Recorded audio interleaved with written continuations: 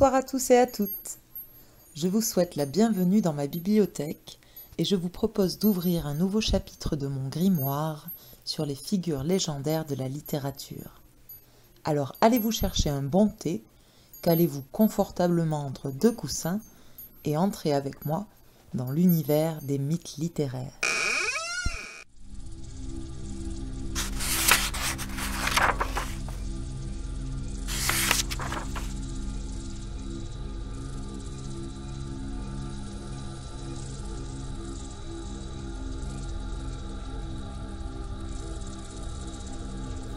Le mythe de Merlin a longtemps été dépendant de la littérature arthurienne. Mais à travers les siècles, ce personnage énigmatique a su exercer un attrait certain et acquérir une popularité qui lui ont permis de dépasser le cadre médiéval pour accéder au statut de mythe littéraire. Personnage légendaire de l'imaginaire celtique, il incarne la nature druidique et la sagesse. C'est un héros double, par la place singulière qu'il occupe entre le bien et le mal. Nous verrons d'ailleurs qu'il est né d'un démon et d'une vierge. Il a toujours inspiré les écrivains, et plus récemment, la télévision et le cinéma. Mais pour la majorité de nos contemporains, la figure de Merlin se résume à celle d'un magicien au chapeau pointu, exerçant son art magique au gré de ses fantaisies. Il semble donc que l'imaginaire moderne, pour ce qui est du moins de l'idée générale du magicien, n'est retenu qu'une infime partie de la richesse du personnage médiéval.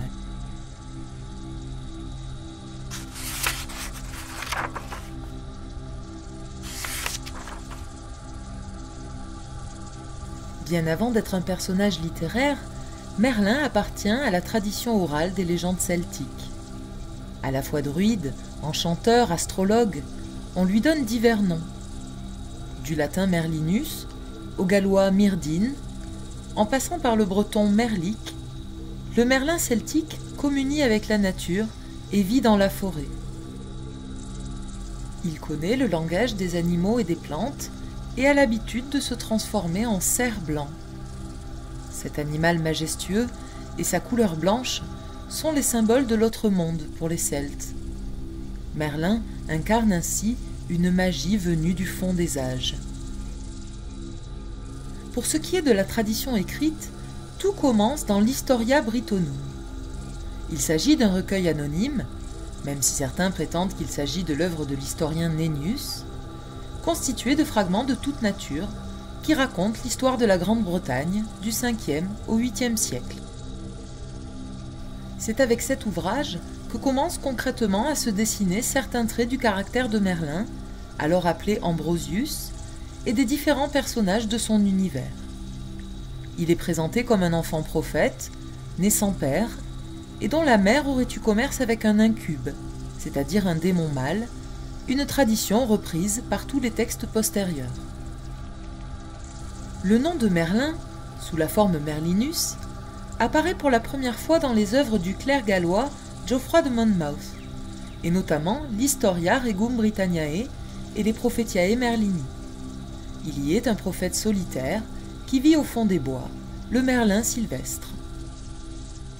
Ces textes attribuent à Merlin la construction de Stonehenge, en mémoire des princes bretons traîtreusement massacrés. Mais on y apprend surtout comment le prophète aurait procuré des filtres magiques au roi Uther Pendragon afin de lui donner l'apparence du mari de la duchesse Igerne, subterfuge qui rend possible la conception du futur roi Arthur.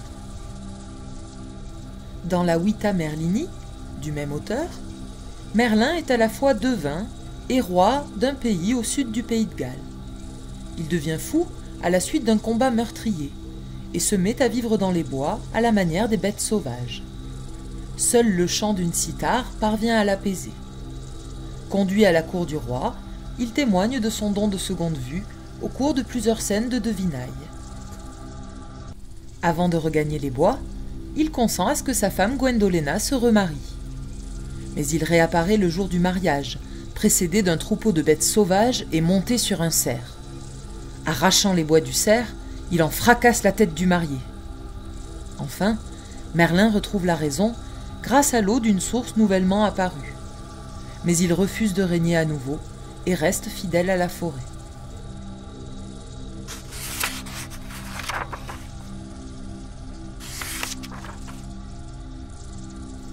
c'est dans l'œuvre de Robert de Boron, le roman de Merlin, que le personnage joue le rôle d'inspirateur de la chevalerie du Graal et se christianise peu à peu. Cette œuvre en vers comprenait 3 romans, Joseph d'Arimathie, Merlin et Perceval. Dans le roman de Merlin, l'auteur reprend le motif de l'engendrement par un démon incube, mais l'inscrit dans une perspective théologique. Un démon parvient, non sans mal, à abuser d'une jeune fille qui s'en confesse aussitôt et fait baptiser l'enfant. De son diabolique père, Merlin reçoit la connaissance du passé. Pour contrebalancer ce don, Dieu lui offre la faculté de connaître l'avenir. Dans cette œuvre, on lui attribue 2 rôles importants du cycle arthurien. D'abord, c'est sur les incitations de Merlin qu'Uther Pendragon institue la table ronde. Puis, comme chez Geoffroy de Monmouth, c'est grâce à lui qu'Uther engendre Arthur avec la duchesse Igerne. Merlin fait élever l'enfant secrètement, puis assure le moment venu son avènement en lui faisant retirer l'épée de la pierre. Puis il organise son sacre. Il continuera d'ailleurs à l'assister de ses conseils pour le plus grand profit du royaume. Les 2 cycles en prose, constitués en France, poursuivent chacun l'histoire de manière différente. On les appelle la suite Vulgate et la suite Hutte. Dans la suite Vulgate, Merlin conseille Arthur sur les opérations militaires qu'il mène contre les barons puis les Saxons et l'empereur de Rome. Par son entremise, Arthur épouse Guenièvre, fille du roi Léodagan, et devient le souverain responsable de la table ronde et de la quête du Graal. Mais au récit de bataille se mêle une intrigue amoureuse. Merlin rencontre Viviane dans la forêt de Brocéliande. Il se laisse arracher son pouvoir magique par amour pour la fée, et pour le garder tout à elle, Viviane finit par l'emprisonner dans une prison d'air d'où il ne peut faire entendre que sa voix. Dans la suite Hutte, Merlin prédit la naissance de Mordred et les malheurs que provoquera Balaïn, le chevalier aux 2 épées. C'est lui qui frappera le coup douloureux, blessant le roi Péléan et transformant le royaume en terre gaste. Dans ce texte, Merlin se trouve bien plus mêlé aux aventures de la chevalerie errante et son statut d'enchanteur se précise. Il est capable de commander au vent, de faire s'ouvrir d'elle-même les portes d'une ville ou de préparer un lit enchanté dans lequel celui qui s'endort perd sens et mémoire.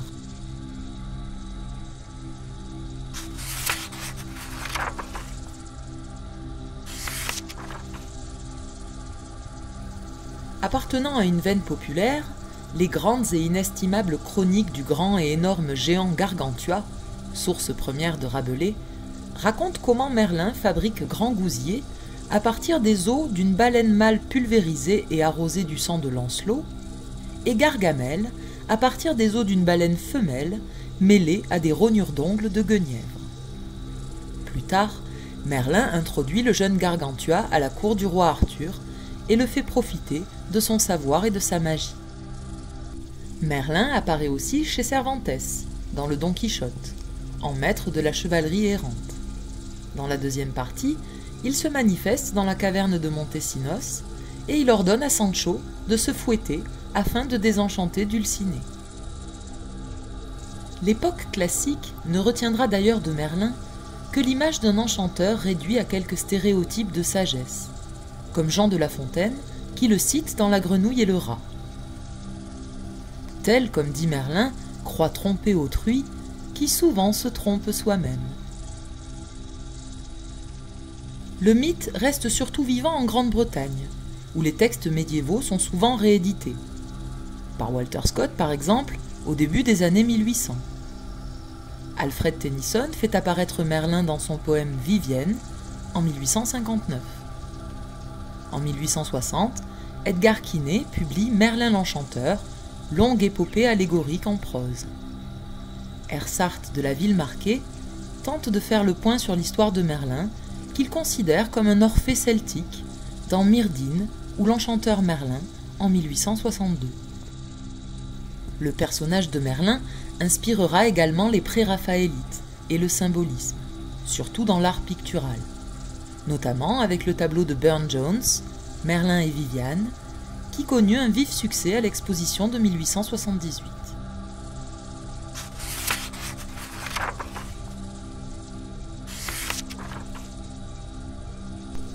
C'est au XXe siècle que Merlin va retrouver une place importante dans la littérature et les arts nouveaux. Les auteurs mettent davantage en avant sa richesse originelle, même si le Merlin plus âgé est devenu la norme. Figure légendaire du sorcier, il devient une référence qui inspirera de nombreux personnages. Tous en font un puissant magicien, gardant parfois un lien très fort à la nature. Mais certains s'attachent à son histoire avec Viviane, alors que d'autres modernisent le mythe en le représentant de manière humoristique. Au début du siècle, le mythe de Merlin retrouve une force poétique nouvelle, chez Guillaume Apollinaire par exemple. L'enchanteur pourrissant fait du tombeau de Merlin le point de convergence des mystères de la vie, de l'amour et de la mort. Dans le recueil Alcool, en 1913, le poème Merlin et la vieille femme met en présence l'enchanteur et celle qu'il aime. Merlin guettait la vie et l'éternelle cause qui fait mourir et puis renaître l'univers. La dame qui m'attend se nomme Viviane, écrit Guillaume Apollinaire. Dans la pièce de Jean Cocteau, Les Chevaliers de la Table Ronde, Merlin n'est qu'un imposteur au service du diable. Aidé d'un jeune démon qu'il transforme à sa guise, il se nourrit des forces vitales de la contrée où il exerce sa sorcellerie. La cour se laisse par lui enfermer dans le mensonge. C'est l'arrivée de Galahad qui fait tomber le masque. Merlin doit quitter le château et libérer la contrée de son enchantement maléfique. Les nouveaux médias se sont ensuite emparés de ce personnage ancré dans l'imaginaire collectif. Le dessin animé des studios de Walt Disney, Merlin l'Enchanteur, a su raviver dans l'esprit des jeunes générations, comme des moins jeunes, ce personnage mythique en lui donnant une place centrale par rapport à l'avènement du jeune Arthur. On y retrouve un Merlin assez caricatural, puisque traité sur le mode comique, mais conservant ses caractéristiques principales. C'est en effet un puissant devin, pourvu d'une longue barbe blanche et vivant seul dans la forêt. Il est aussi pédagogue, enseignant à sa manière au futur roi Arthur. Bien d'autres auteurs ont exploité ensuite le mythe de Merlin, notamment concernant l'imagerie qui lui est associée. Ainsi, la paralittérature est riche en vieux sages à la barbe blanche et souvent caractérisée par leur bon sens et un pouvoir magique très puissant. Pensons par exemple au Gandalf du Seigneur des Anneaux de Tolkien, qui se bat aux côtés du futur roi Aragorn afin de lui permettre de retrouver son trône légitime. Ce personnage mythique a également inspiré le grand magicien Albus Dumbledore, directeur de l'école de Poudlard que fréquente Harry Potter, héros éponyme de la série de romans de J.K. Rowling. C'est encore un vieux sage à la longue barbe et faisant montre d'une puissante magie.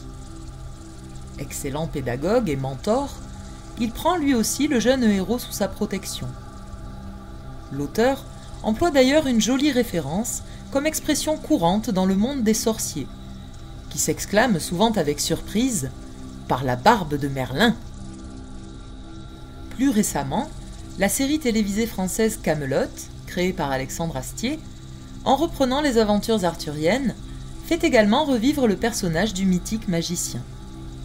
Là aussi, la parodie est de mise, puisque Merlin retrouve son statut de druide. Ses pouvoirs sont présentés comme assez limités et parfois même ridicules ou inopérants, relevant plus de la sagesse populaire que de la magie. Mais son rôle, à l'origine du mythe arthurien, est quand même respecté, puisque c'est bien lui qui fait retirer Excalibur à Arthur lorsqu'il est encore enfant, et qui le cache de son père Pendragon jusqu'à son avènement. Enfin, la série britannique Merlin met en avant la jeunesse du magicien, ainsi que sa capacité à se transformer en un personnage plus âgé. Il aide également le jeune Arthur à conserver son trône. Évidemment, le personnage de Merlin a laissé sa marque dans toutes les formes d'art moderne. On le retrouve aussi bien dans la bande dessinée, que dans les jeux vidéo, les jeux de cartes ou même les mangas. Ainsi, dès ses origines, ce personnage de magicien énigmatique a su exercer une fascination certaine et a acquis au fil du temps une popularité universelle. Très vivant au Moyen-Âge, le mythe perdure aujourd'hui et continue de faire rêver les artistes qui ont su donner une nouvelle image à ce personnage légendaire. Ce dont on peut être sûr, c'est que Merlin n'a pas fini d'inspirer les petits comme les plus grands.